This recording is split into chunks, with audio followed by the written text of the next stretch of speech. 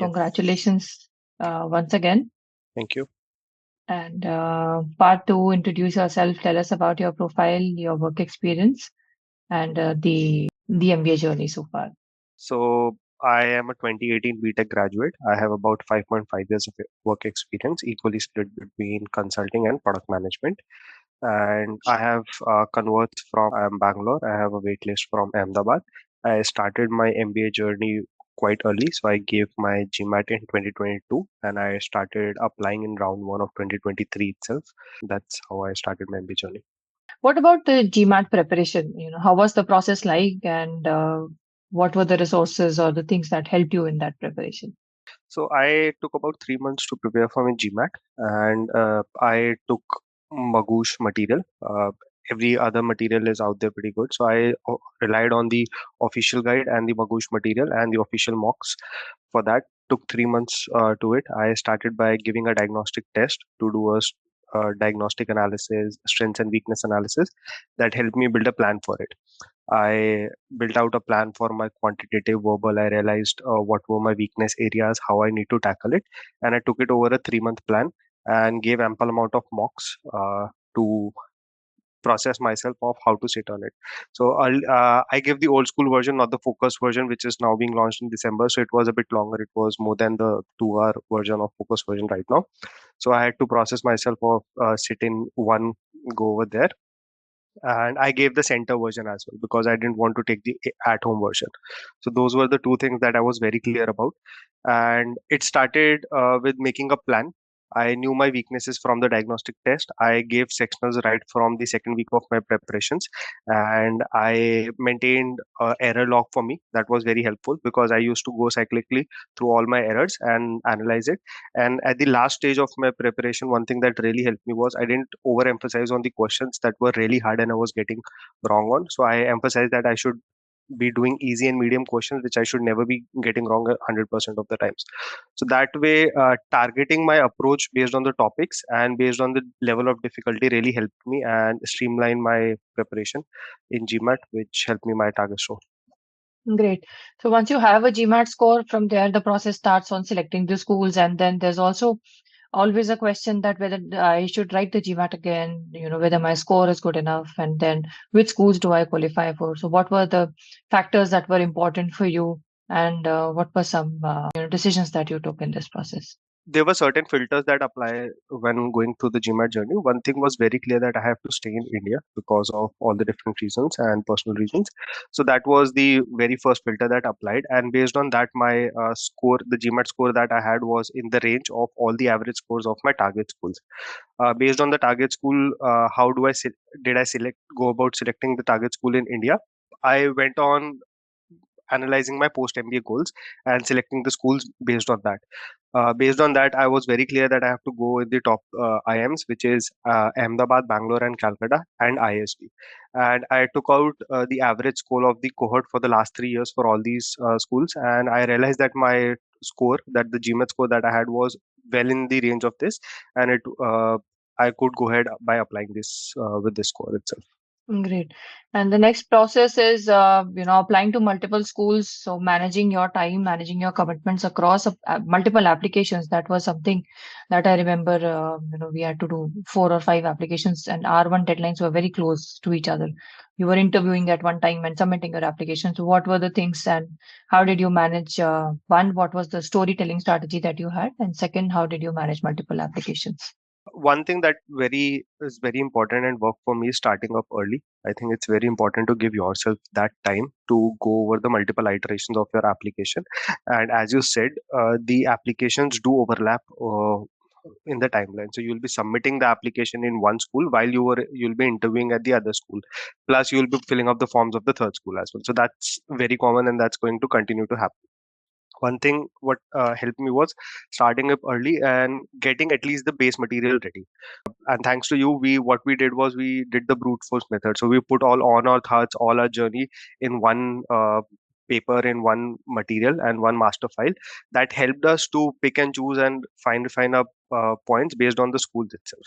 So there are certain points which are constant. So my the base story that I had. So for example, my post MBA goal is IT product management. I had to put in my points all across my applications, which was including and pointing towards my post MBA goal. So I took my work experiences, my gaps in my application that would align me towards the business aspect of product management from that material itself. So once I had that set up, I could pick and choose the points and place it accordingly. That not only helped in my application process but even in my interview process. So whenever the question of why MBA came in, I knew what I had to say because that was constant across my journey itself. And one thing again, I think very much helped me was being honest with your applications. If you cook something that you can't defend or you're not honest to itself, it would be very difficult for you to maintain that consistency. But since you have lived those experiences, even if you don't have that written at that point, but if you'll be always able to remember it and you can back it up. So starting up early, being organized and being honest in your application is something that worked for me. Correct. And a lot of one, I'm just diverting from this discussion right now towards product management. There are a lot of people who plan to go towards product management. They do vie for a career in product management. So what is the career like? What is the role like? And who should opt for a career in product management? What are your thoughts on that? Sure. So product management is essentially a meeting point for the folks and the business side of things. So it is not like you'll be always doing the business side of things or you'll always be doing the technical side of things. You should have the technical knack to understand how things are working. I am from an IT product management background, so I'll talk in that terms. I have been a product management in a SaaS product. You should be able to understand the technical side of things so you are able to converse with the developers and understand those resource management, the timelines and the agile part of it. But at the same time, you should have the business knack so that you are able to understand the end customers, the user reviews, the feedbacks and those kind of things as well. To me, I think if you are aiming for product management, you should be able to see the bird's eye view. You should be able to see what's in the market, what the user wants, but at the same time you should also be able to talk to the developers in the language that it is technically possible, that because you have to make those timelines, you have to fit in that agile work, and you have to also ensure that you don't miss that sweet spot of launching your product. So if you have that thrill, if you feel like you can talk to the customers, you can talk to the developers at the same time and look at the overall picture of the market, you should definitely go into the product management side of it. Yeah. And you interviewed at IMC. What was the experience like, and what is the key to this preparation? Sure.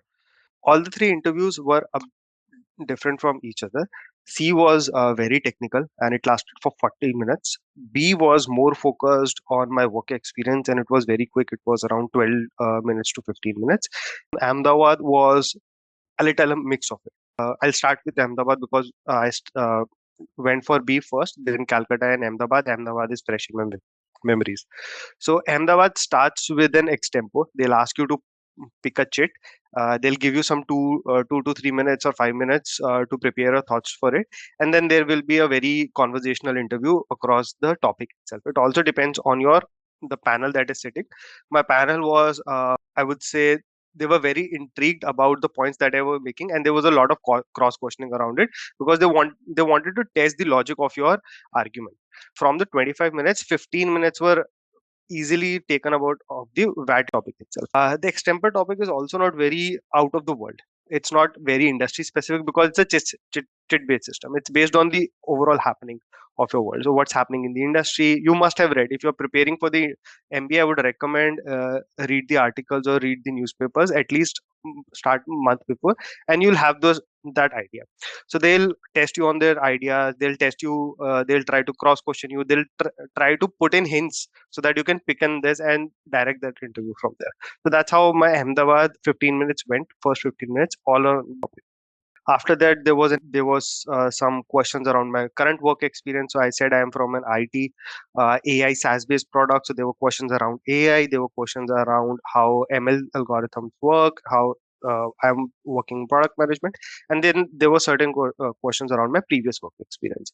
I was in pharma consulting, and there were questions around pharma market, pharma US market. I used to work in Japan market, so how Japan market is different from the US market. Those kind of questions were also there. And in the end, they wanted a very clear answer on why MBA, why now, why the IIMs, and why India and why not outside. So those are the questions that you might have already thought of when you have started your MBA journey. So you just have to give those logic and be honest about that. Plus, you have to give the answer that why you genuinely are doing MBA, so that they can understand that hey, this person is have a genuine interest in it. So that was Ahmedabad. Bangalore was a little different. It was pretty quick. It was 12 to 15 minutes interview. They started with my work experience. Again, AI. What's AI about? They asked me about my day-to-day activity as a product manager, how the agile works in IT space, and then they skipped to YMBA. So there was no current affairs because they had already asked for a VAT before this. So there was a written ability test which they had taken an essay on. So there were no questions around VAT for me. Calcutta was a bit different. It was a lot technical. So as I went and I said, I am from ML and AI product management. They went deep into regressions. What are regressions? What are linear regressions, logarithmic regressions? They asked me to write the formulas. I was prepared for it because I had worked on analytics side of things. So there was a lot of questions around that. How AI space is changing the different spaces. What is the difference between AI and ML, and all those kind of questions. They went to my previous work experience. So I said I was pharma consulting. So they gave me a case study of segmentation of HCPs in US market. So I had to solve that working with them. And lastly, they asked me a question that, hey, have you read today's newspaper? So it went into a typical discussion of current affairs, some geopolitics around that. And fortunately, I was prepared for that as well. So that's how the three differed.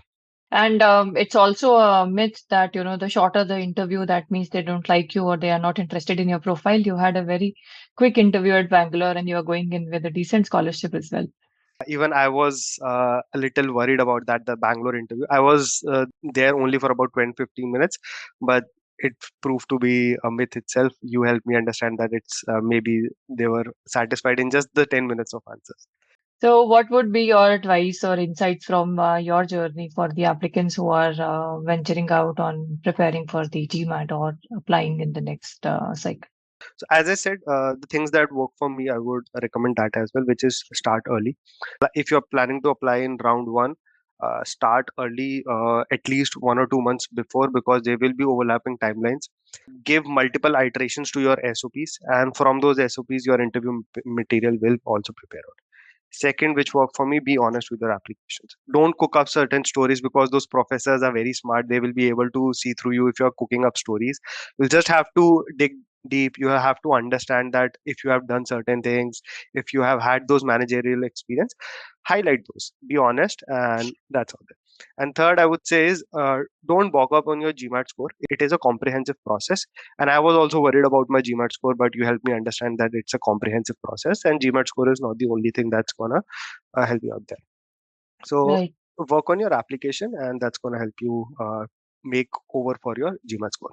One thing that clearly struck besides me, or was the differentiating factor for me and you, was in the first conversation itself, I like the working style. I was clear. It was very professional. So we had the clarity from the day one that what we had to do. It was very professional, and a structured approach. So that's what works for me. I would advise for anyone who's choosing MBA consultants, go with what works for you. So, for example, a structured approach, a timelined approach worked for me, where I knew with the help of you that how we are going to approach different applications. Since there were multiple applications, I need a bit help over there. So that worked for me. Few people like to go with the flow and just start going over the things.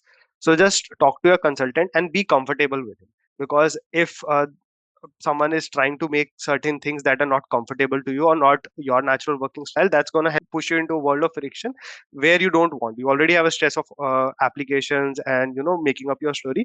If you're going to have one more friction, that's not going to work for you. So just talk to your consultant, be comfortable with him, and if you think that working style is going to work for you, that's the best thing that you can have. And secondly, again, the consultant should be able to understand you and your working experience. So I had talked to a few other consultants, and one or two were not able to understand what product management is, which was a red sign for me. So if a person is able to understand your profile, that's a plus point, and you can go with that.